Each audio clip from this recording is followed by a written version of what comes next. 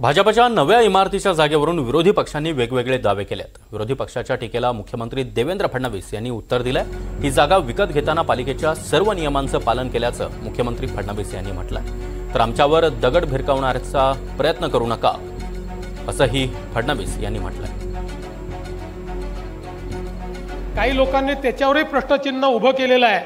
त्यांना मी सांगतो, भारतीय जनता पार्टी काचेच्या घरात राहत नाही। हमारे ऊपर पत्थर फेकने का प्रयास मत करो।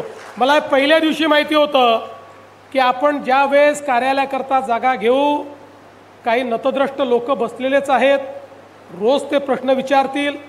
त्यामुळे मी पहिल्या दिवशी मनोजला सांगितलं होतं, मनोज सरकारी जागा नको, जी जागा आहे ती विकत घेऊ, सगळ्या परवानग्या घेत, सगळ्या प्रकारचे पब्लिक नोटिफिकेशन असेल, नोटिसेस पाठवणं असेल, जे जे करावं लागतं ही प्रत्येक गोष्ट करून भारतीय जनता पक्षाने स्वतःचे पैसे खर्च करून ही जागा विकत घेतलेली जागा आहे।